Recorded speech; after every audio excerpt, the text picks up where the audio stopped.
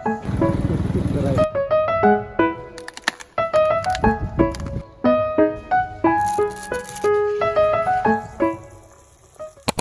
Youngs, it's me again, Yana, and welcome back with another vlog!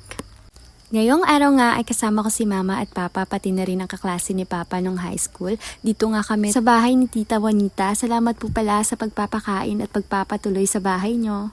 Kung bakit nga tayo nandito ay dahil bibili kami ng mais at na-experience nga natin for the first time ang mag-harvest nito. Medyo malayo at mahirap nga ang daanan papuntang maisan, kaya naman nagpaiwan na si Mama kasama nga niya si Tita Leslie sa bahay nila Tita Juanita. Ako na nga lang, si Papa, si Tita Teresa, si Tito Rande at ang asawa nga ni Tita Juanita ang kasama namin dahil siya nga ang nakakaalam kung saan nga banda ang maisan.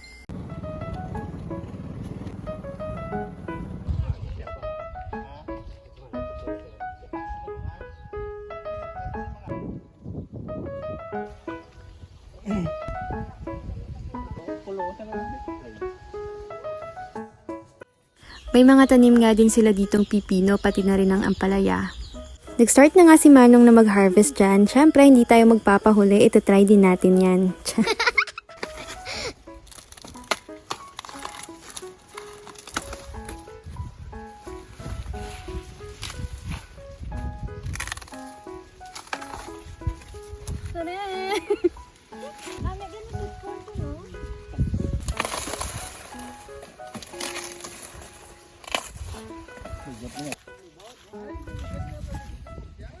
Umuwi na nga kami after at ito nga lahat ang nabili namin. At dahil naglalaba nga si Mama, tayo na ang magre-represent na magluluto dyan. Uy!